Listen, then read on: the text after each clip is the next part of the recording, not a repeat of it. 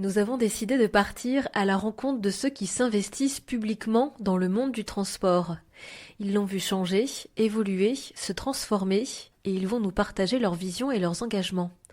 Bienvenue dans Regard sur le transport, un podcast Volvo Trucks France. Et pour ce nouvel épisode, nous retrouvons Fabien Calvet et Étienne Baillon, tous deux conducteurs et journalistes essayeurs de camions. Fabien, tu es également vice-président du jury Truck of the Year. Et toi, Étienne, en plus des essais que tu réalises pour Transport Info, tu es également enseignant en conduite sur route à Saint-Chamond près de Saint-Étienne. Bonjour à tous les deux. Bonjour.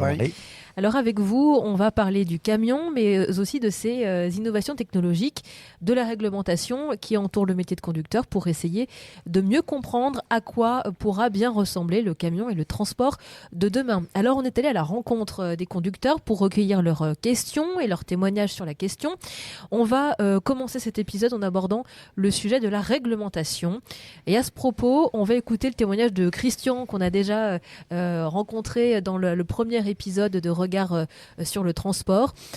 Christian, c'est un conducteur qu'on a rencontré sur une aire d'autoroute qui est en reconversion de métier. Il est jeune nouveau conducteur, on va dire, à 45 ans. Et sur la question du repos obligatoire, il a un avis plutôt tranché. On va écouter et puis je vous laisserai me dire ce que vous pensez un petit peu de son avis. Il y a un truc qui me fait un peu doucement rire parce qu'on dit les véhicules sur l'autoroute, je parle de voitures, on préconise 2 heures d'arrêt sur les aires de repos, quoi. Un chauffeur poids lourd, c'est un 44 tonnes. On lui dit, dans 4h30, tu t'arrêtes 45 minutes, ou 15 minutes et tu fractionnes en 30 minutes. Donc c'est pas forcément super, quoi. On pourrait peut-être s'arrêter un peu plus, faire un peu plus le point toutes les 2 heures au lieu de faire toutes les 4 heures, ou un truc comme ça, quoi. Enfin, on pourrait dispatcher un peu mieux les pauses, quoi. Tout simplement. Après, c'est la RSE, code du travail, il faut contenter tout le monde, c'est compliqué. Voilà, il est un peu critique sur la découpe du temps de pause et cette réglementation qui est imposée aux conducteurs. Et donc il est pas le seul. Vous êtes critiques aussi tous les deux sur le sujet ? Alors oui et non, parce que pas de réglementation, c'est pas de limite. Et on a connu, disons, une application un petit peu libre de la RSE dans les années passées. Ça peut vite dériver, il faut quand même des barrières. Après, c'est sûr que ces pauses, elles sont imposées et elles ne tombent pas toujours au bon moment, ni à la bonne heure. On n'a pas toujours envie de dormir quand c'est l'heure de dormir parce que c'est le chrono finalement qui dit à quel moment il faut dormir et pas le corps. Il y a des pauses de 45 minutes qui sont bienvenues et d'autres qui ne sont pas bienvenues. Par exemple, alors moi je parle beaucoup pour moi parce que je roule souvent la nuit. La nuit, il y a des phases d'excitation, de sommeil, enfin il faut résister à la fatigue. Et il se peut qu'il y ait des nuits où on soit en forme, très en forme. Et au bout de 4h30, il faut déjà trouver une place, ça c'est un problème pour faire 45 minutes. Là aujourd'hui c'est un peu l'anarchie, chacun fait comme il peut, ça squatte les pompes, les barrières de péage, enfin on se met un peu où on peut pour faire 46 minutes pour pas monopoliser une place de stationnement. Et 45 minutes autour du camion à 2h du matin, 3h du matin, pendant 45 minutes au milieu de rien, il se passe rien. Alors appeler des amis, ceux qui roulent, oui, ça permet de discuter, mais souvent on fait ça déjà un peu en roulant avec le kit main libre, je précise. Et au bout de 45 minutes, quand c'est le moment de repartir, là, vous avez un coup de barre. Alors que vous étiez en forme avant la pause et vous ne l'êtes plus après. Donc, elle est venue casser un peu votre rythme. Le problème, c'est qu'il faut quand même cette pause parce qu'on ne peut pas, s'il n'y a pas de pause, s'il n'y a pas de limite. Et on a déjà connu, moi j'ai connu une période où on roulait beaucoup trop et sans pause. Et j'ai des copains qui sont morts, et il faut des pauses. Et il faut des barrières. Voilà. Oui, moi je rejoins ce qu'il dit, il faut des pauses. Par contre, je rejoins aussi Christian sur le fait, t'es pas déjà obligé de faire 4h30 et 45 minutes. Tu peux faire un quart d'heure au bout de 2 heures, mais il faudra obligatoirement faire demi-heure à la deuxième coupure. Et peut-être que 3 fois un quart d'heure, comme dit Étienne, tu vas boire un café, tu remontes, tu repars. Pour ceux qui roulent la nuit, ça peut être bien aussi. Tu vois, j'ai pas la notion, il n'y a pas de cas d'école où chacun... Le vrai problème, comme le dit très justement Étienne, c'est que c'est la réglementation qui te dicte et pas ton corps. On pas des machines en fait. Peut-être tu peux rouler 1 heure et avoir un coup de barre.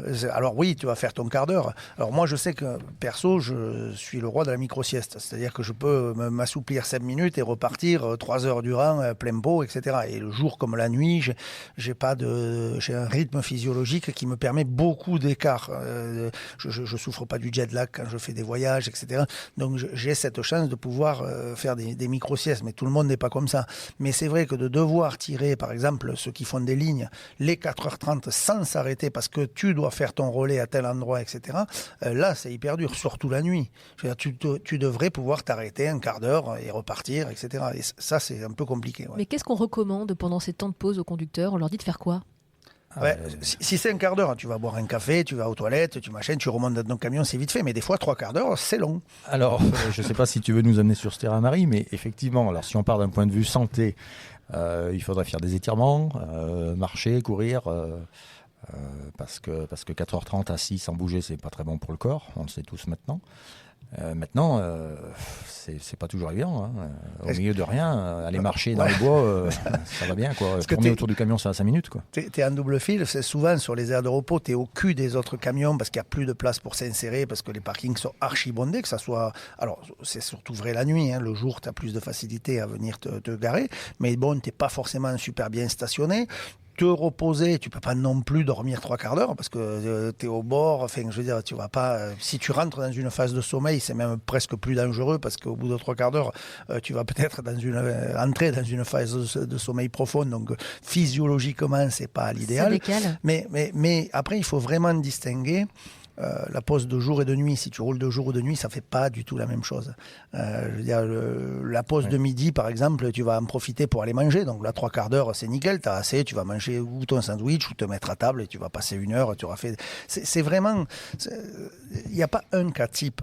Je veux dire, c'est vraiment par rapport au boulot que tu fais et où tu te trouves et l'heure de la journée. Parce que la pause, elle n'a pas du tout le même effet suivant l'heure de la journée. Et alors justement, est-ce que cette réglementation, elle prend en compte le stress, la fatigue, le rythme biologique des conducteurs? Alors, il n'y a pas de souplesse, donc on l'a dit, hein, c'est 4h30, c'est 3/4 d'heure.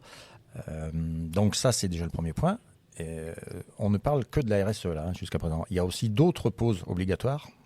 La directive 2002 européenne là, sur les temps de pause qui se rajoute à celle-ci, donc qui peut être cumulée ou être prise en même temps, mais qui parfois se rajoute. Donc des pauses, il y a une réglementation qui est complexe et Christian, enfin je ne sais pas, son expérience, il est reconverti dans le métier, il découvre peut-être toute cette réglementation. Il y a le temps de service, il y a le temps de service la journée, il y a le temps de service la nuit. Il y a des temps de travail quoi, à respecter, en plus des temps de conduite. Des amplitudes. Des amplitudes. Donc il y a une réglementation qui est très complexe. C'est pour ça qu'à l'école, on aborde ce sujet et qu'il faut bien 3 ans pour que tout le monde l'appréhende correctement. Mais ces pauses, effectivement, elles ne tombent pas forcément au bon endroit. Parce qu'aller manger à midi, c'est bien, mais si vous partez à 7h, à 11h30, il faut s'arrêter. Ça fait 4h30. Donc à 11h30, il faut les manger. Et c'est pas ouvert. Ou on n'a pas faim, par exemple. Est-ce que vous avez quand même le sentiment qu'il y a eu une évolution? Tout à l'heure, Étienne, tu disais, il n'y avait pas de règles avant, au moins ça permet d'avoir un cadre. Ah mais il en faut, oui, tout à fait. Oui. Ça structure un peu les journées, déjà, puisqu'il y a toujours un repos journalier entre 9 et 11 heures. Donc le conducteur, il est à peu près certain d'avoir un temps de pause consécutif qui lui permet de se régénérer, ce qui n'était pas le cas avant. Donc ça, déjà, ça structure les journées. Il y a bien maintenant 2 parties, la partie travail et la partie repos, souvent sur les périodes de 24 heures. Donc ça, là-dessus, c'est un gain inestimable. Oui. Le vrai problème, je pense que, bon, certes, il y a cette réglementation et elle est très stricte parce que lors d'un contrôle, si tu dépasses de 5 minutes, fait même d'1 minute, c'est marqué. Les chronotachygraphes aujourd'hui enregistrent tout, etc. Donc tu es hyper quand même fliqué, il faut le dire. 56 jours. Voilà, c'est 56 jours au lieu de 28. Alors ça va dans un sens pour contrôler plus une certaine catégorie, et notamment les conducteurs délocalisés. On a quand même pas mal de scandales en ce moment sur tout ça. Donc, c'est-à-dire que ça ne concerne pas forcément les conducteurs français. Là où moi, je pourrais émettre un réel regret, c'est que, par exemple, tu veux arriver à un endroit où tu as l'habitude de manger, un resto, et il te manque un quart d'heure, et tu n'y arrives pas. Moi, il m'est arrivé d'aller chercher ça, c'est frustrant et c'est difficile, du coup. Même à la maison, il m'est arrivé d'aller chercher ma compagne à 20 minutes de chez nous, parce que le soir, elle a fini 16h, et puis tu es à 20 minutes de la maison. Donc, moi, je pars avec la voiture, je monte dans le camion, je mets ma carte, je ramène le camion à la maison, mais elle rentre en voiture pour dormir à la maison. Mais bon, du coup, fatiguée ou pas fatiguée, elle va faire le trajet en voiture. Et ce quart d'heure-là, ou ces 10 minutes qui manquent, c'est absolument... Ou mon fils, des fois, qui rentre de République tchèque ou d'ailleurs, il a roulé 2 jours, il a fait ses 20 heures, il est au bout de ses 20 heures, et tu vas le chercher à Montauban pour être à Toulouse. Je veux dire, c'est hallucinant, alors qu'il est en pleine forme, il est machin, mais tu es au bout de tes heures. Alors c'est vrai que tu peux pas faire un cas particulier pour tout le monde, mais parfois c'est absolument débile, où tu vas te retrouver en bord de route, tout à l'heure Étienne le disait, dans un endroit qui n'est pas forcément adapté, alors que 10 minutes plus loin, tu as un super parking avec de la place et des toilettes. Est-ce que ce serait possible d'avoir de la souplesse dans cette réglementation ? Alors il y en a eu un peu là, il y a une dérogation, mais l'esprit c'était plutôt pour les conducteurs qui rentraient de l'étranger, de leur permettre de atteindre leur point d'attache en fin de semaine et de leur autoriser une dérogation. Mais c'est vrai qu'en fin de semaine, parfois il manque une heure et le conducteur il dort à 1 heure de chez lui parce qu'il manque une heure. Et là cette réglementation elle est injuste et mal vécue forcément. Surtout qu'il n'est pas fatigué. Est-ce qu'il est plus dangereux parce qu'il conduit 1 heure de plus ou pas ? Pas sûr du tout. Et puis ce qu'il faut comprendre, et les automobilistes, je pense, qui ne sont pas assez informés là-dessus, c'est que le conducteur, il a un chrono au-dessus de la tête, un décompte, qui part du moment où il commence sa journée et qui va lui dicter s'il rentre chez lui ou pas le soir. Et parfois, les conducteurs, ils tiennent pas trop la pression quand ils savent que c'est juste et que les voitures devant jouent un peu aux justiciers de la route. C'est compliqué, là, la cohabitation. Et ça reste quand même. Voilà, ce soir, quand on va rentrer chez nous, on se pose pas la question, on va prendre notre voiture, on va rentrer chez nous. Et ben lui, peut-être pas, parce qu'il n'y aura pas assez d'heures, il faudra qu'il s'arrête avant. Et ça, c'est difficile à vivre, ouais. Et de plus en plus. Et quand le vendredi soir, tu n'es pas chez toi, que tu vas rentrer que le samedi midi, tout simplement parce qu'il te manquait 3/4 d'heure la veille, ben, ça peut vite, à terme. Ouais, et ça se prévoit pas. Coup, ça se prévoit le jour même parce que c'est comme c'est le trafic. Oui, c'est le temps perdu au chargement ou déchargement, c'est tout ça qui fait qu'à la fin de la journée, il va manquer du temps, peut-être. Et là où il devrait y avoir un peu de souplesse, c'est-à-dire un peu de marge, et prévoir des journées qui ne durent que 8 heures pour avoir une marge. Souvent, ils optimisent la journée au maximum, la rentabilité doit être aussi assurée. Et donc, s'il y a 9 ou 10 heures, on essaye de caler une journée sur 9 ou 10 heures. Donc, il n'y a plus trop de marge. C'est aussi ça qui fait la difficulté. Mais cette règle en soi, en elle-même, elle est pas infondée. Heureusement qu'elle existe. Mais c'est vrai qu'un peu de souplesse et laisser un peu d'autonomie au conducteur. Pourquoi 4h30 ? Pourquoi pas 5 heures ? Pourquoi pas... Ouais. Je veux dire, voir un peu si dans une période, il ne peut pas caser sa pause différemment. Voilà. Si tu as fait 4 heures et que tu es à un resto, arrête-toi là. Voilà. Et puis tu coupes 1 heure et tu repartiras, mais tu as mangé où il fallait, ou machin, Voilà. etc. C'est ce côté... C'était adapté finalement au plus. contexte Oui, voilà, c'est ça. et à la situation au moment où ça se passe, quoi. Voilà. Et c'est là où, malheureusement, il y a la réalité et la loi. Et ce que dit Étienne sur la marge de manœuvre, elle est absolument vraie. Il y a les relais de nuit, ça se joue à 5 minutes. Ouais, Tu dois faire ton relais, décrocher ta remorque pour qu'un autre la remonte à Paris, tu as 5 minutes de marge. Et c'est quoi 5 minutes sur un temps de trajet ? Enfin, je veux dire, il suffit qu'il y ait le moindre incident sur la route. On est bloqué parce qu'il y a un convoi exceptionnel qui va traverser l'autoroute, tu viens planter au milieu, tu machin. Il y a tellement de facteurs qui peuvent intervenir que c'est la roulette russe à chaque fois, quoi. Ouais, les plans de transport, ils sont calculés au plus juste, souvent. Toute cette réglementation, elle sert avant tout la sécurité des conducteurs, des usagers de la route, mais aussi leur santé. L'idée, c'est de leur permettre déjà d'essayer de dormir. C'est pour ça que je vous demandais tout à l'heure, qu'est-ce qu'on fait pendant ces 45 minutes ? Est-ce qu'on nous demande de dormir, d'aller marcher, de faire du sport ? Il y a quand même une notion de santé derrière tout ça.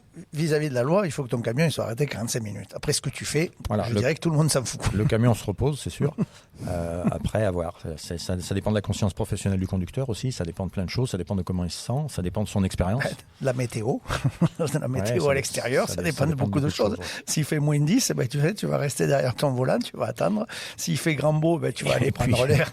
Et puis là, je ne vais pas plaider pour moi, mais si le conducteur il s'arrête à côté d'un frigo et qu'il n'a pas l'habitude, il ne va pas dormir, quoi. Donc voilà, c'est frigo. Il y a plein de chances. Non, mais c'est un problème aussi. Le bruit, c'est un problème. Moi, les grumiers peuvent s'arrêter à côté, il ne sera pas dérangé. Oui, mais voilà. Donc il y a beaucoup de choses qui rentrent en compte, mais ce qui fait de sa pause, ça le regarde lui et c'est sa conscience professionnelle.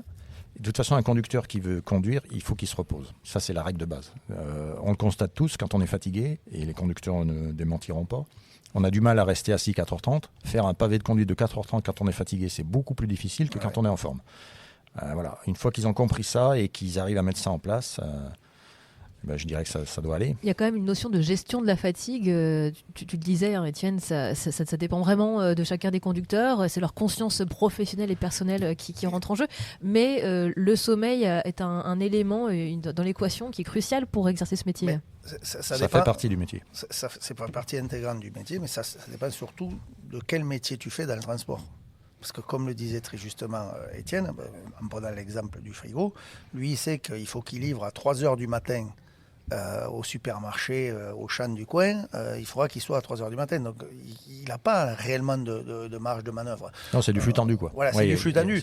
Nous, si on arrive à une scierie pour poser 1 heure avant, 1 heure après, etc., quand tu n'as pas forcément de rendez-vous, alors ça dépend où tu vas, si tu vas à l'usine, tu as des heures à peu près de rendez-vous, etc., mais tu arrives à beaucoup mieux gérer ton truc, tu vas pouvoir dormir dans un endroit beaucoup plus serein, dans une montagne, etc. C'est pas du tout le même métier.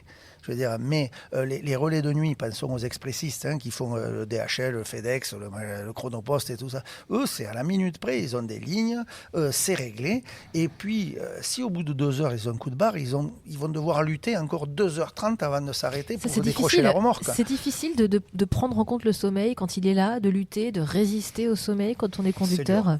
Ouais, alors, quand tu as le coup de barre, c'est dur. Alors, c'est très dangereux, c'est mortel. Déjà, il ne faut pas résister. Ça, c'est la première chose. Il vaut mieux s'arrêter 10 minutes, perdre 10 minutes et arriver vivant, c'est sûr. Ça vient avec l'âge, ça vient avec l'expérience. Connaître son corps. On se connaît, on sait à quel moment il ne faut pas déconner, mais personne n'est à l'abri, quoi. Et la fatigue, c'est insidieux, ça s'installe doucement. Et il y en a qui jouent un peu trop avec ça. Mais parfois, on n'est pas très loin. On est à 1 heure, on se dit ça va tenir. Et on tente le coup. Mais voilà, après, la seule solution, c'est s'arrêter. Et puis, quand c'est le corps humain qui décide, de toute façon, on est humain d'abord. Il faut s'arrêter un peu. Mais il y en a qui ont peur de trop dormir. Alors nous, encore une fois, vieux loup de mer... Mais moi, il m'est arrivé de dormir à l'époque sur le siège, la tête sur le volant, pour être sûr de ne pas dormir trop longtemps. Heureusement que ça, c'est fini, quoi. Heureusement qu'il y a des pauses et heureusement qu'on dort maintenant des périodes complètes. Heureusement. Globalement, ils subissent moins quand même la fatigue au volant, parce que les journées, sans dire qu'elles soient faciles et courtes, c'est pas ça. Mais comme la journée est structurée, qu'il y a quand même 2 parties, ce que je disais tout à l'heure, la journée, ils sont quand même moins sujets à l'endormissement. Et la nuit, si réellement ils font le métier comme il doit se faire, ça c'est déjà plus facile. Aujourd'hui, c'est plus facile. Il y a moins de, même s'il y a encore beaucoup de gens qui s'endorment, mais disons que c'est plus facile aujourd'hui quand même. Et puis, les véhicules sont aussi... aujourd'hui, tu as quand même pas mal d'alertes pour l'endormissement. Si tu n'as plus la trajectoire libre, etc. Quand tu as un camion moderne, ça vibre dans le volant, ça corrige la trajectoire. Là aussi, il y a eu... Alors ça, c'est l'autre aspect. Voilà, justement, la transition est toute faite. Merci beaucoup, Fabien. Sur l'innovation technologique, il y a eu beaucoup de choses qui ont été faites. La boîte automatique, le camion connecté. Je vais vous laisser d'ailleurs les énumérer parce que vous les connaissez sûrement bien mieux que moi. Il y en a tellement et il y en aura tellement dans les 10 ans à venir. Il va y avoir encore tellement d'évolutions. Il y a les évolutions mécaniques, techniques, tu parles de transmission automatisée, robotisée, d'assistance, de ralentisseurs, de freinage, etc. Il y a eu énormément de choses. Aujourd'hui, il y a ce qu'on appelle la correction de trajectoire avec la lecture des lignes, entre guillemets, donc ça évite la faute d'inattention. Ça peut, si tu as une forme de somnolence, t'alerter d'une façon ou d'une autre par un bip ou par des vibrations dans le volant, etc. Et ça, quand même, ça marche. Il faut vraiment dire ce qui est. Ça fonctionne. Oui, c'est de gros progrès. Alors, je ne te dis pas que ça va éviter tous les accidents, mais en tout cas, ça va permettre d'en réduire le nombre, ça c'est sûr. Malheureusement, il y a encore des accidents. Malgré tous ces systèmes, on voit encore des accidents. C'est à se demander... Alors, il y a aussi le phénomène qu'il y en a qui déconnectent certaines assistances. Trop de bip, tu le bip. Alors ça, c'est le GRS2. Là. Ça, c'est vraiment, et c'est mon coup de gueule si je devais, là encore, réagir. Et je le fais souvent à travers de mes vidéos. Trop de bip, tu le bip. Parce qu'aujourd'hui, entre la lecture des panneaux, qui n'est pas forcément la bonne, parce qu'on est dans le GPS qui donne une autre information, on vous bip sans arrêt. Et donc, tu t'habitues malheureusement à ces bip-bip, ou tu le déconnectes parce que c'est parfois vraiment insupportable. Donc, tu enlèves ces assistances et donc, du coup, tu as un effet négatif sur l'intention première du système. Donc, aujourd'hui, on en arrive à certaines dérives. Disons que GRS2, c'est... Bon, alors les conducteurs ne l'ont pas encore tous découvert. Est-ce qu'on peut traduire pour ceux qui ne le connaissent pas ? Donc, c'est les dernières normes de sécurité obligatoires depuis juillet l'année passée. Voilà, qui ont été imposées par l'Europe en juillet l'année passée. Il y a 8 points obligatoires qui doivent équiper les camions. Alors, il y a justement ce que disait Fabien, l'attention. Il y a un capteur d'attention du conducteur, par exemple. Radar à angle mort. Donc, il y a plein de choses qui sont plutôt pas mal. Bon, tout est basé sur la sécurité, mais c'est vrai qu'aujourd'hui, avec GRS2, et même notamment chez Volvo, on franchit un petit cap dans l'autonomie, puisque le camion peut réagir, lui. Par exemple, à l'approche des virages, il peut ralentir. Et si la vitesse est un peu au-dessus de la limitation, la reconnaissance des panneaux. Donc, beaucoup de bip, oui, ce que disait Fabien. Donc là, on est rentré dans un camion semi-autonome quasiment. Et ça, c'est ce qui va, de toute façon, on le sent et on le voit arriver. Petit à petit, les systèmes évoluent. Et là, ils prennent un peu la main petit à petit sur le conducteur, de plus en plus. Mais avec les bons et les mauvais côtés. Parce qu'il ne faut pas oublier qu'il y a des mauvais côtés. Moi, j'ai une anecdote perso, alors pas de cet été, de l'été d'avant, où j'ai eu un très grave accident, un camion. Par chance, aucun corporel, aucun dommage, juste du matériel, mais lié à ces systèmes, ces nouveaux systèmes, avec ces fameux radars anti-collision. Alors oui, avec mon relationnel, etc., j'ai eu accès, alors c'était une autre marque, directement à l'analyse des cabinets, des accidents de la marque, parce que toutes les marques ont ça, et on s'est aperçu que c'était un ghost. C'est quoi un ghost? Ghost, c'est un radar anti-collision, et il voit quelque chose, mais il n'y a rien. Et comme la réglementation l'impose, j'étais à 35 km/h, donc un grand excès de vitesse, 35 km/h. Imaginez donc, le camion, il a pilé net, arrêt buffet. Il est parti sur le toit. Le camion, il s'est arrêté. J'étais dans une petite courbe, machin chouette. Et t'as pas compris ce qui t'arrivait? Moi, j'ai rien compris, ça a tout bloqué, ça, machin. Et le camion s'est couché. Fort heureusement, ce jour-là, il n'y avait personne, etc. Et c'était ce fameux gosse. Donc, va expliquer au mec qui a fait la réglementation que le radar d'urgence, etc., machin chouette, ou même ne serait-ce qu'essayer d'expliquer à ton assureur que tu es sur le toit parce que tu n'as rien fait. C'est toujours délicat. Alors aujourd'hui, j'en rigole. Sur le moment, je t'avoue que quand tu es couché avec un camion qui avait 10 000 km, je rigolais pas trop. Et bien ça, c'est quand même le côté un peu pervers de ces nouvelles réglementations. Et les ghosts, il va y en avoir de plus en plus. Et dans les nouvelles technologies, il y a également une nouvelle gamme qui est sortie chez Volvo, la gamme Aero, un bijou de technologie avec un aérodynamisme bien particulier. Et notamment sur la partie rétroviseur, les rétroviseurs ont disparu du camion pour laisser place à des caméras.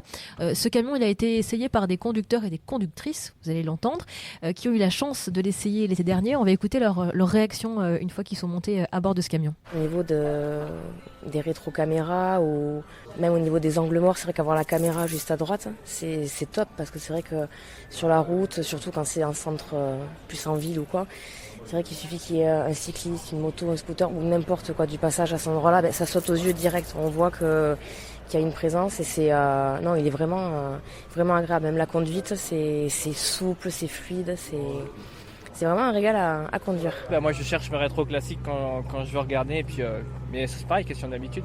Mais c'est bien les rétros, les caméras. Il reste plus que l'esthétique, il va falloir que je m'y fasse. Mais pour le reste, ça va. Oui, l'esthétique, parce qu'effectivement, un camion sans rétroviseur, ça peut un petit peu dérouter. C'est Florian Trucks qu'on vient d'écouter, qui a terminé ce petit micro-trottoir, qui parlait de Christian. C'est l'un des démo-drivers de Volvo Trucks et qui maîtrise donc toutes les nouveautés qui sont élaborées par Volvo. On l'écoutera un tout petit peu plus tard, il nous parlera d'une autre fonctionnalité. Vous, ça vous dérouterait? C'est vrai que le transport routier est toujours un peu conservateur. Alors c'est vrai que ça choque. Il n'y a pas de rétro, il est rond, il est machin. C'est le débat du moment. Voilà, c'est le gros débat du moment, mais si on se rappelle l'époque où le Renault Magnum est sorti, ou d'autres camions qui ont été un peu à l'envers de tout le courant, machin, on s'aperçoit qu'avec le temps, ça revient à la normale. Mais en tout cas, conduire avec les rétroviseurs caméra, il faut pas se mentir, il faut un petit temps d'adaptation. Au départ, c'est pas forcément naturel parce qu'il manque quelque chose, ou en tout cas, c'est pas placé au même endroit. Maintenant, ça t'offre des champs de vision, ça te dégage, par exemple, à l'approche d'un rond-point, etc., ça te dégage des champs de vision où on avait des angles morts qui n'existent plus. Et après, une fois qu'on s'y est fait, alors c'est peut-être difficile, alors là, c'est le vieux qui va parler, avec les lunettes progressives. Parfois, on a un peu un problème entre Ça, c'est effectivement, il y a un temps d'adaptation. Oui, il y en a qui le reprochent de passer à peu près. Alors, le débat du moment, c'est celui qui vient remplacer celui qui existait avec la boîte robotisée dont tu parlais tout à l'heure. Donc, alors, heureusement que Volvo a inventé l'iShift en 2001 parce que c'était une boîte qui avait 10 ans d'avance sur toutes les autres et qui a finalement fait basculer l'opinion parce qu'aujourd'hui, la boîte robotisée, c'est plus un débat. Le mirror cam, enfin les systèmes de vision par caméra, ils arrivent. enfin ils arrivent, il y en a depuis 5 ans chez d'autres constructeurs, c'est plus ou moins accepté, c'est vrai, mais il faut toujours voir le bon côté, la partie bénéfique du système. Déjà, l'angle mort sur les vitres, comme disait Fabien, à l'approche du rond-point, il n'y a plus débat. Il n'y a plus débat. Là, c'est réglé. Est-ce que 2 glaces de miroir accrochées sur un tube, c'est aujourd'hui quelque chose qui est d'actualité par rapport à tout le reste du camion qui est étudié, qui est aérodynamique? Est-ce que les rétroviseurs tels qu'ils étaient jusqu'à présent ne sont pas devenus un peu archaïques par rapport à tout le reste? L'esthétique, ça chacun jugera. Par contre, ce qui est sûr, c'est que pour avoir roulé avec l'aéro, avec Fabien, il y a des fonctions zoom qui sont très bien. La nuit, effectivement, la technologie infrared fait que la vision est meilleure que sur les vitres, contrairement à ce que certains disent. Alors après, il y a toujours le fameux débat s'il tombe en panne, mais qui n'a pas cassé un rétroviseur en se croisant avec un camion? Parce que je pense que ça nous est tous arrivé un jour. Et puis t'es aussi embêté quand t'as plus la glace. Moi, ce que je peux leur faire comme reproche, contrairement à ce qu'ils pourraient, c'est qu'ils vont pas assez loin. Moi, je trouve qu'on a maintenant des écrans à disposition avec toutes les infos dont on pourrait bénéficier, notamment l'insertion sur une voie d'accélération par ces rétros. On a du mal un peu à juger la profondeur et la vitesse des autres usagers. Mais on sait le faire avec des capteurs à l'avant, avec l'ACC. On sait exactement à combien roule la voiture devant nous, à quelle distance elle est. Donc il suffit d'installer un capteur à l'arrière et que le rétro nous affiche par un signal lumineux vert ou rouge. Est-ce qu'on a le temps de s'insérer avant la voiture ou pas? Je veux dire, il y a plein d'infos à greffer sur l'écran. Donc à mon avis, c'est que le début. C'est ça. Je rejoins tout à fait Étienne, je pense qu'il a 100% raison, et c'est que le début. Je pense qu'on va aller vers un tas de capteurs supplémentaires, etc. Alors, certes, les détracteurs diront « Ouais, mais c'est source à merde ». Oui, ça c'est vrai. Comme dit Étienne, il suffit d'un bout de scotch et un ghost. Ou un ghost, qui viennent un petit peu tout perturber tous les capteurs. Mais c'est vrai qu'à l'utilisation, quand tu es habitué, ne serait-ce qu'un détail. Et alors, c'était flagrant quand on a essayé les 25-25, même 32 mètres en Suède. Quand tu tournes, le rétro suit. FH 780. Suit ta remorque. Le rétroviseur suit l'angle de ton véhicule, donc tu ne perds jamais la vision et tu n'as pas d'angle mort sur ton côté droit. Mais ça, c'est magique, honnêtement, c'est magique. Ou quand tu veux te mettre à quai, la petite barre, le repère qui va venir te faire mettre au millimètre contre le quai sans avoir à taper comme un bourrin contre le quai. Il y a plein de petits trucs. Une fois qu'on a appréhendé tout ça, à l'utilisation, c'est quand même pas mal. Alors la petite barre aussi qui symbolise l'arrière de la semi-remorque, moi elle me paraît primordiale parce qu'aujourd'hui on constate, il suffit de rouler un peu sur l'autoroute pour voir que les conducteurs quand ils se doublent entre eux, très peu respectent maintenant les distances de sécurité quand ils se rabattent de plus en plus tôt. Enfin, je sais pas si tu as remarqué, aujourd'hui ils savent plus doubler. Dès qu'ils ont fini de dépasser, ils se rabattent, tant pis pour les distances de sécurité. Alors qu'avec les rétrocaméras, je dirais qu'on a plus souvent tendance à attendre que la petite barre soit au bon endroit parce qu'il y a plusieurs barres. Qui nous indique en fait la distance, l'orange, la verte, et si on est bon dans les clous. Donc ça peut être un guide et ça permettrait, j'espère, de rectifier un peu ce comportement là qui est un peu à la dérive là-dessus. Dans les nouvelles technologies aussi, on a la fonctionnalité du pilote assist qui permet de maintenir le camion dans les voies sans toucher le volant. Donc ça rejoint un petit peu la notion de camion autonome. Christian, qui est démo driver chez Volvo Trucks, nous explique un petit peu mieux comment ça fonctionne. Cette fonctionnalité, lorsqu'on ne tient pas le volant, au bout de 15 secondes, nous avertit qu'il faut reposer les mains sur le volant. On a une première alerte. La deuxième alerte, 15 secondes après, c'est exactement la même alerte, sauf que c'est en rouge. Et par la suite, si on n'intervient toujours pas, au bout de 15 secondes, le véhicule va s'arrêter de lui-même, va mettre les feux de détresse en route. Et une fois le véhicule à l'arrêt, il va mettre le frein de parc et il va déverrouiller les portes droite et gauche si les portes sont verrouillées. Et par la suite, on change de sens et là, on va faire en sorte que le véhicule devant nous s'arrête et on montre au chauffeur que le véhicule peut s'arrêter tout seul sans intervention. Si toutefois il y a une malaise d'un chauffeur ou autre. Oui, là c'est clairement dans le cas d'un problème de santé du chauffeur, dans le cas d'un malaise ou autre, ça vient prendre le pas finalement pour éviter le pire, ou en tout cas limiter les dégâts et la casse. Est-ce que pour vous ça c'est vraiment une étape supplémentaire qu'on passe dans la sécurité? Et puis dans la sécurité routière et puis la sécurité pour le conducteur. Alors quand le système est arrivé, il est arrivé sur une autre marque. Moi je l'avais trouvé un peu trop invasif et pas forcément juste. J'avais du mal à tenir le cap. Il prenait un peu la main sur mes décisions. Quand on a essayé l'aéro, je l'ai trouvé beaucoup plus discret. On peut l'activer en permanence. il s'efface. D'abord, quand il rectifie la trajectoire, c'est en douceur. Il met pas des coups. Il met pas des coups. Et puis, c'est très progressif. Il se fait bien accepter, quoi. Voilà. Donc là-dessus, c'est beaucoup mieux. Et puis la sécurité, de toute façon, il n'y a pas débat. Si ça peut sauver des vies. Moi, je pense qu'il y a deux. Alors là, ce que nous décrit Christian, l'arrêt total, c'est en cas de malaise du conducteur, etc. Donc ça, il n'y a même pas, il y a pas de discussion. Pas de débat. Voilà, ton camion, tu ne vas pas avoir 40 tonnes qui vont partir toutes seules, etc.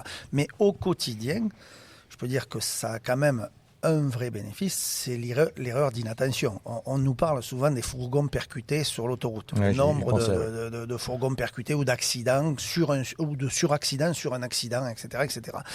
Tous ces systèmes-là, ils vont aller dans le sens à réduire ça. S'il y a un obstacle, il va freiner. Si le pilote assiste, il va rester dans la ligne. C'est-à-dire que, on sait bien qu'on ne peut pas téléphoner en roulant, mais il suffit que tu fais tomber quelque chose, tu le ramasses. Qui n'a pas fait ça? Il faudrait être hypocrite pour pas dire tout le monde le fait dans sa voiture, dans son camion. Tu as fait tomber ton stylo, tu le ramasses, ou ta bouteille, ou ton machin. Et là, ça peut justement mettre en difficulté la trajectoire. Voilà, il y a des sources de distraction qui sont nombreuses.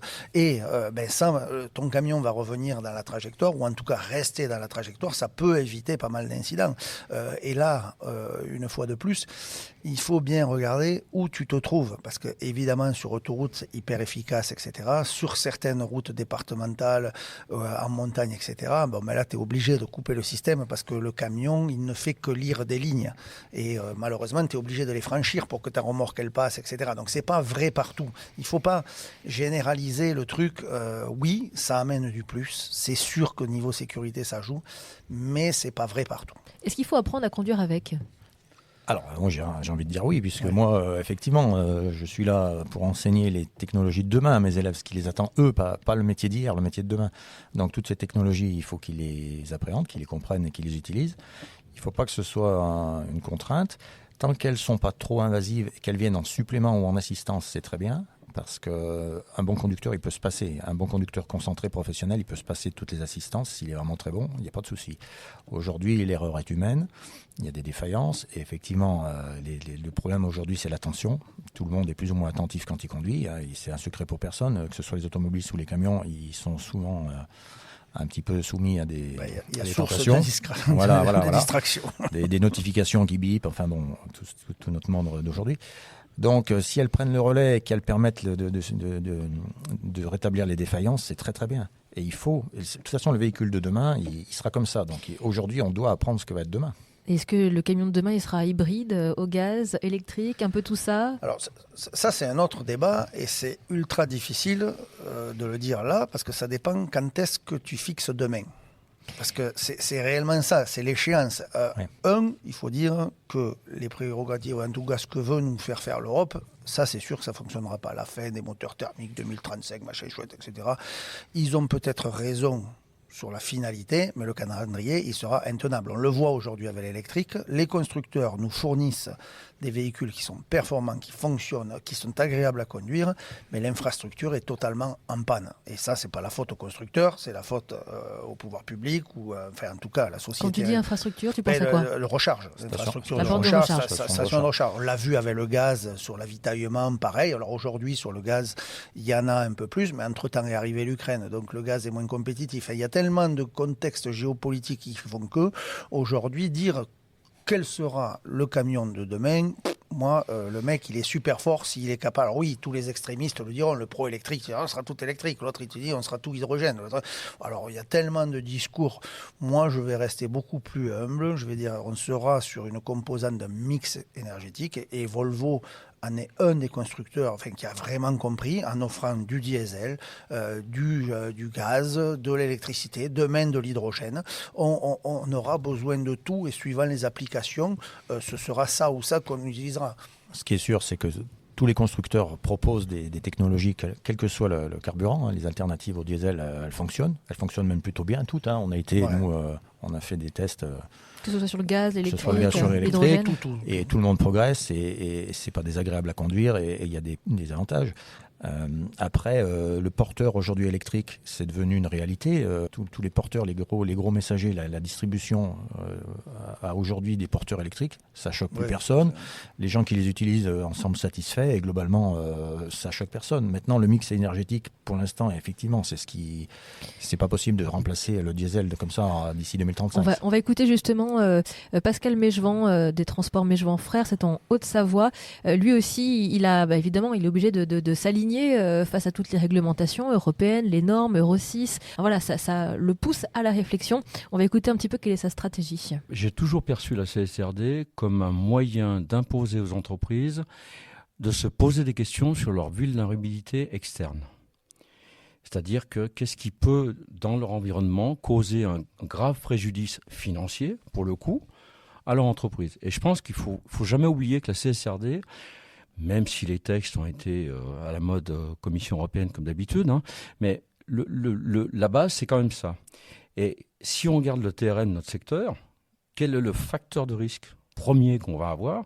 C'est l'énergie. Donc, le gazole, s'entendant.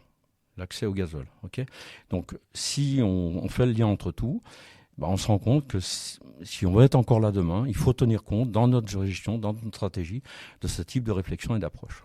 Donc concrètement, Pascal Mégevant, il est sur une dynamique de mix énergétique. Lui, il prend en compte finalement toutes les problématiques qu'il peut rencontrer pour s'approvisionner soit en carburant, soit en recharge électrique. Et il adapte finalement ses camions au type de transport qu'il a en face de lui. Comme disait tout à l'heure très justement Étienne, on voit les porteurs de distribution en ville, c'est relativement facile. Ils ont un rayon d'action de 200 bornes à la journée, ils vont pouvoir recharger au dépôt, etc. Ça, c'est facile à mettre en œuvre et ça peut être une réalité. Maintenant, ça a été aussi dit par ce transporteur, il y a quand même une réalité économique derrière, parce qu'il faut quand même étudier ton prix du transport, on ne te paye pas forcément plus si tu es en électrique, en gaz, en diesel, etc. Le diesel, il existe aussi quand même des alternatives avec les biocarburants, donc en France, le BSAM, mais ça je dirais que c'est plutôt politique, avec les agriculteurs, etc. Et on ne va pas rentrer dans ce débat-là, mais il y a aussi le XTL qui est compatible avec tous les camions d'aujourd'hui et qui n'implique aucun changement, un carburant de synthèse, donc qui sont une alternative au diesel fossile, au B7 traditionnel. Maintenant, le gaz, l'électricité, c'est vraiment par rapport à la ligne du camion. Tu peux pas, à aujourd'hui, on l'a vu, on a tous fait des trajets longue distance avec un camion électrique sans avoir un itinéraire dédié. C'est-à-dire ça devient impossible. Il faut aller se recharger là. Tu peux pas. Il faut décrocher la remorque. Il faut se mettre. Il faut aussi. Ça s'est mieux passé pour moi. Voilà. Tu vois, mais tout dépend le corridor parce qu'on n'a pas pris la même route. Exactement. Et en effet, suivant le corridor, tu as des stations qui sont déjà en place, d'autres qui ne le sont pas, et ça prendra du temps. Et c'est pour ça que je disais tout à l'heure que l'échéance, elle est peut-être un peu utopique. Un peu ambitieuse. Voilà, ambitieuse de dire en 2035, il n'y aura plus de moteur thermique. Parce que d'abord, c'est stupide de dire ça. Parce que pourquoi ne plus avoir de moteur thermique si tu peux avoir des moteurs thermiques fonctionnant à l'hydrogène, au carburant de synthèse, etc. Donc pourquoi se passer d'un truc qui existe et qui fonctionne au profit d'un lobbying quelconque sur l'électricité, le gaz ou autre, et dire les absurdités ou entendre les absurdités comme on a aujourd'hui, de dire que ça va détruire le train si tu fais machin, restons un peu les pieds sur terre. L'ironie du sort, c'est que l'électrique a fait Perpignan-Rungis et que le train des primeurs le fait plus. C'est pour ça que j'ai choisi moi cette ligne. On l'a relancé déjà 2-3 fois. Elle est morte 2-3 fois. Et voilà. Alors moi, on a fait un trajet. On n'a pas choisi la même route effectivement pour rejoindre Rungis. En électrique. En électrique. Moi, je suis parti de Château-Renard, Fabien de Perpignan. Justement par rapport à cette ligne. Parce que c'est deux lignes qui alimentent le marché et c'est la route des primeurs. Moi, j'avais choisi la 6 parce que la 6, il y a déjà des stations de recharge qui ont été mises en place. Donc, c'est vrai que c'est plus réaliste, c'est faisable, même si j'ai eu aussi des surprises. Puisque il y avait une place de stationnement qui était occupée par un conducteur qui faisait son repos journalier, là où il n'avait pas à la faire, mais bon, je ne lui en veux pas, c'était saturé. Mais donc ça peut fonctionner. Il ne faut pas fermer la porte au moteur thermique, évidemment, il ne faut pas fermer la porte. Il faut que tout le monde continue à progresser, il ne faut pas qu'il y ait un clivage, et puis il ne faut pas qu'il y en ait certains qui prennent le pas sur l'autre. Tout le monde a sa place, il faut que ce soit fait dans l'intelligence et dans bon fonctionnement pour tout le monde, quoi. Est-ce que les transporteurs, ils ont le temps de s'adapter quand même à toutes ces réglementations? Ils se posent beaucoup de questions. Moi, je les trouve très ouverts. Ils ont beaucoup de réunions, ils s'informent sur tous les carburants via leur fédération. Ils réfléchissent à ça, ils font des essais. Les constructeurs leur mettent des camions à l'essai. Donc, ils sont pas fermés. Ils ont envie d'y aller. Bon, il y a le coût, même si aujourd'hui, les certificats là, de l'Union européenne, le CEE, favorisent un peu ça. Ils sont pas fermés, ils sont modernes, ils veulent y aller. Ils sont conscients aussi que la décarbonation, c'est aussi, comme disait Pascal Mégevant, la clé de la survie de leur entreprise. Mais bon, voilà, les bornes de recharge, les plans de transport, tout ça, il faut calculer tout ça. Et pour l'instant, c'est le début, quoi. Après, on peut avoir une âme écologiste sans être extrémiste. Je pense que prendre soin de notre planète, améliorer le CO2, etc., enfin, on a tous des gosses, on a tous... Enfin, je veux dire, c'est que juste du bon sens, je dirais. Maintenant, il ne faut pas tomber dans les discours extrêmes de certains. Il y a le coût de revient, le fameux TCO, le coût de possession d'un camion de son achat jusqu'à la revente. Et ce TCO, il est, enfin, pour tout chef d'entreprise, il est essentiel puisque c'est lui qui va en partie calculer quand même le prix de ton transport. Et si on ne te donne pas plus d'argent pour faire les X kilomètres que tu as à couvrir, ben, tu vas quand même choisir, malgré tout, malgré que tu sois super écologiste, voilà, en tout cas ton meilleur TCO pour faire la mission. Je veux dire, après, maintenant, ce qui est sûr, c'est que par contre, là où on entend des critiques ou des anti, ou en tout cas des gens qui sont encore conservateurs concernant l'électrique, etc., ou même le gaz, on a essayé récemment des camions au gaz ou le Volvo, il est difficile de voir la différence quand tu es au volant. Je veux dire, c'est quand même ultra performant, c'est facile à conduire. Et moi qui suis un diesel addict, je le dis toujours, que moi je suis un pro diesel, etc., au volant d'un camion électrique, tu prends le FH électrique, d'ailleurs qu'on avait élu camion de l'année en 2024, tu as 666 chevaux sous la pédale, donc tu peux pas dire que tu te traînes, c'est hyper agréable à conduire. Donc toutes ces restrictions-là, elles sont fausses. Je veux dire, la réalité, c'est le terrain et l'utilisation que tu vas faire de ton camion. Et puis l'image du camion auprès de la jeune génération, qui se sent concernée beaucoup plus que ça a été par le passé. Par les valeurs environnementales. Voilà, tout à fait, par les enjeux environnementaux.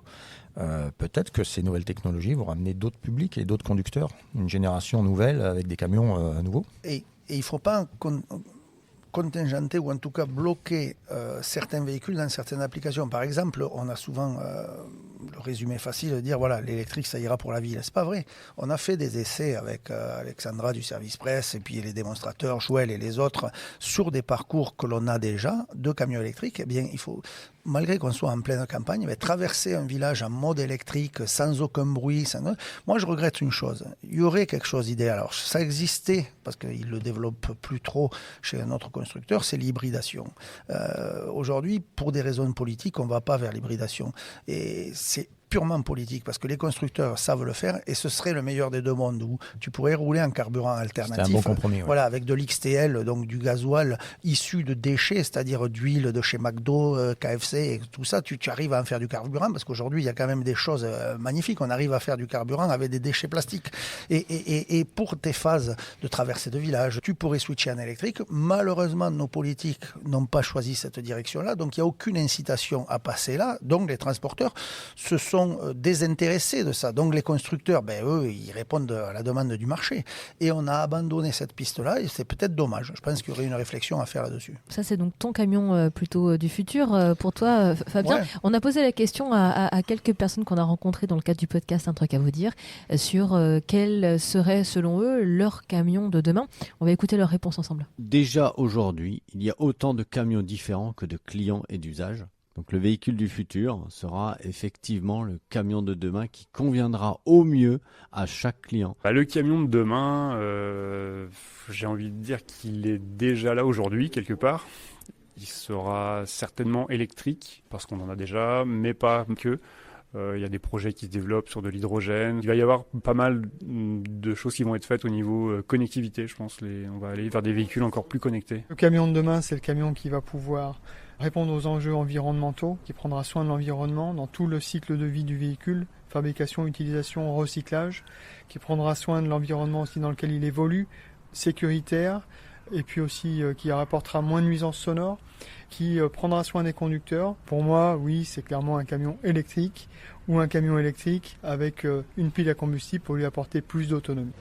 Pour moi, le camion de demain, il serait encore au diesel. Moi, je le voudrais. Mais avec des WC, ça serait pas mal pour les femmes. Parce que c'est compliqué pour une femme sur la route des fois de trouver pour aller aux toilettes. Un camion dans lequel il y aurait beaucoup de pièces Riman, le plus possible, de pièces réusinées. Pour moi, ce serait top. Je verrais bien, pas l'électrique, plutôt un camion à hydrogène ou un truc comme ça. Ouais. Moins polluant et tout ça, mais on aura toujours quand même besoin des camions. Et j'espère des chauffeurs. Et j'espère des chauffeurs, c'est ce que nous Oui, disait Romain. oui. Ça, c'est la vraie question. C'est la vraie question qui nous inquiète parce qu'on voit bien que l'autonomie se développe et effectivement, il y a des questions à se poser. Et bon, même si moi, je ne suis pas contre l'évolution et la technologie, c'est vrai que le camion autonome, j'en ai pas trop envie, quoi. Pour l'instant, il reste quoi au conducteur avec le camion autonome ? Et qui va accepter de faire les derniers centaines de mètres et voilà, ça va être ça, c'est l'enjeu du futur. L'autonomie, ça, c'est la grande question. Ouais. Le camion du futur, il y avait un témoignage qui dit qu'il existe déjà. Oui, il existe déjà. Le camion du futur, on a les prémices et on a déjà ce qui dessinera, mais tout dépend, là encore, à combien on fixe le futur. Est-ce que le futur, c'est dans 5 ans, dans 10 ans, dans 30 ans ? Ça, c'est la question.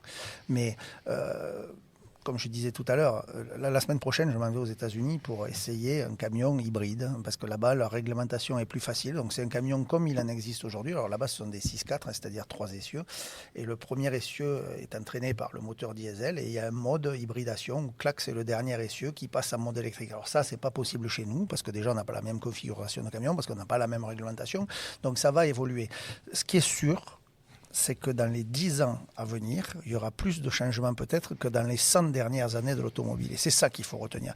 Alors, j'entends le mot dans les témoignages, hydrogène, etc. De quoi on parle ? La chaîne cinématique d'un camion hydrogène self-fuel, elle est la même, tu auras la même configuration qu'un camion purement électrique. La seule différence, c'est qu'au lieu d'avoir des grosses batteries, tu as 7 piles à combustible et une petite batterie, mais le fonctionnement général reste le même. Maintenant, dans l'hydrogène, il ne faut pas oublier hydrogène à combustion moteur interne. C'est-à-dire qu'on l'a vu, parce que je crois que c'est à Solutrans ou à l'IA, donc c'est à l'IA, Volvo a présenté un projet, enfin il y a plusieurs projets, enfin toutes les marques proposent, d'ailleurs c'est le camion, l'innovation de l'année, c'était un autre constructeur, c'est moteur à combustion interne avec l'hydrogène, mais tout ça, toute cette réflexion, elle n'est valable que si on se pose la vraie question, comment on fait cette énergie ? Comment on fait l'électricité ? Comment on fait l'hydrogène ? Comment on fait le biocarburant ? Comment on fait tout ça ? Parce que ça, c'est vraie source à polluants et à émissions de CO2. Parce que tu peux dire, ouais, j'ai un camion à l'hydrogène, mais si tu es parti sur de l'hydrogène gris où tu as craqué du propane, etc., ça n'a aucun sens. Ça va, voilà, donc, remonter la chaîne. C'est remonter la chaîne dans sa totalité. Est-ce que les jeunes que tu rencontres, que tu suis dans ta formation, Étienne, ils sont sensibles à ces questions-là ? Je m'efforce de leur ouvrir l'esprit, parce que c'est pas gagné pour tous. L'électrique, effectivement, ils mélangent tout, comme disait Fabien, parce que pour eux, l'hydrogène, c'est la solution clé, mais quand on leur explique que c'est un camion finalement électrique et que ce qui disparaît, c'est les batteries, c'est vrai que les batteries, ça les réconforte, qu'il n'y ait plus de batteries, ça fait polémique, les batteries. Mais ils sont ouverts et on les emmène dans les salons. Là, on va les emmener à Solutrans. Et puis on essaye de les convaincre, on essaye de leur faire essayer. C'est pas toujours facile. Là, il faut que les constructeurs ils mettent à disposition des camions électriques dans les écoles. Volvo vient de le faire d'ailleurs dans 2 écoles à Poitiers et au Mans pour les jeunes. Voilà, il y a beaucoup d'autres écoles. Il faut que les jeunes. Adresse, si vous voulez, à Saint-Chamond aussi, c'est pas mal. Oui. Non, mais il faut que les jeunes, parce que pour l'instant ils parlent de quelque chose qu'ils ne connaissent pas. Ils ne font que répéter ce qu'on leur a dit. Ils ne font que répéter des choses qui ne sont plus vraies. Ils vénèrent des technologies qui n'existent plus. Donc, est-ce qu'ils te demandent, toi Ils me posent des questions, oui, bien sûr. Quelle est ta vision Donc, ils sont habitués maintenant, puisque chaque lendemain d'essai, ils ont droit à un petit débrief de la marque et du véhicule essayé. Effectivement, ils entendent parler de l'électrique depuis longtemps. Ils ne sont pas complètement obtus à ça, heureusement. C'est la nouvelle génération. Ils vont vivre avec, ils le savent. Et l'avantage qu'on a avec eux, c'est qu'ils sont nés avec les écrans. Ils sont déjà nés avec pas mal d'applications. C'est leur monde. Ils comprennent que la planète, il faut la préserver. Donc, j'espère que ça sera plus facile pour eux d'accepter ce changement. Et le changement, effectivement, il ne fait que commencer. Et il va falloir qu'ils s'y mettent. Et le camion le meilleur camion, de toute façon, c'est celui qui donne envie de le conduire. C'est tout. C'est celui qui donne envie de le conduire. Voilà. Pour rebondir sur ce que dit Étienne, ils sont nés avec des écrans et c'est vrai que la connectivité des camions, parce qu'on a parlé de l'aspect mécanique, en tout cas, en tout cas la chaîne cinématique du camion, mais la connectivité va être colossale. On va pouvoir avoir un tas de fonctions qu'on n'a pas aujourd'hui, et ça, ils y sont pas réfractaires parce qu'ils sont nés avec. Il y a déjà des fonctions qui me manquent. Moi, sur un camion, j'ai besoin de savoir quand je roule si la prochaine aire de repos, il reste des places, par exemple. Voilà. J'ai besoin de le savoir à l'avance. Est-ce que je vais d'aller encore plus loin finalement, et pas plus de data dans le camion, mais sur vraiment l'environnement du conducteur. Et ça, le camion connecté, le camion de demain, il le fera. Ça, il n'y a aucun doute là-dessus. On le sait déjà sur l'entretien ou la prévention des pannes, ça existe et c'est du quotidien et ça se développera. Pour conclure, je voulais vous demander quel serait votre camion de demain, mais vous y avez répondu tous les deux, plus ou moins. En tout cas, on a la réponse. Il n'y a pas finalement un camion, mais des solutions et puis des réponses surtout aux problématiques rencontrées par les transporteurs. Peut-être sur la question du camion autonome, est-ce qu'il y aura toujours des conducteurs dans 10 ans ou dans 20 ans ? Oui, il y aura toujours des conducteurs. Leur niveau de charge de travail sera sûrement différent, mais il y aura toujours des conducteurs. Après, sur des lignes, on le voit déjà, je crois que Volvo a des projets comme ça, sur des projets miniers en circuit fermé, etc. Il n'y a déjà plus de conducteurs parce que c'est une tâche répétitive, il suffit de tourner en rond, etc. Donc là encore, on ne peut pas dresser un portrait et généraliser. Oui, il y aura de l'automatisation, il y aura des camions autonomes sûrement. Maintenant, il ne faut pas voir ça comme la suppression totale du conducteur. Ça, c'est un peu prématuré. Et toi, Étienne, pour conclure avec on a commencé cette émission avec le temps de pause. Le camion autonome, lui, il n'aura pas besoin de se reposer, donc il faut revoir toute la réglementation. Il y aura quelqu'un dedans qui l'accompagne pour la sécurité, oui ou non? Qu'est-ce qu'il va faire? Il ne va pas se reposer, il va rester 10 heures à attendre. Donc il y a en plus l'environnement du camion à revoir, la réglementation qui va avec. Comment le camion, qu'est-ce qui va se passer en cas d'accident, les incivilités aujourd'hui, lorsque vous aurez un camion avec personne dedans, comment vont se comporter les automobilistes? Il y a plein de questions, il y a encore du chemin à faire. Même si on sait que la technologie est là, on est conscient, hein, les constructeurs nous le disent et on voit déjà apparaître certaines fonctionnalités, on n'est pas inquiet, tout le monde sait faire, mais maintenant il faut l'insérer au milieu du reste. Merci Étienne Baillon et Fabien Calvet de votre présence pour ces 2 épisodes. Si vous avez aimé ce podcast, eh bien, je vous invite à aller écouter le premier épisode avec Étienne et Fabien sur le métier de conducteur, la vie à bord du camion ou encore la place des femmes dans le monde du camion. À bientôt. À bientôt. Merci Marie.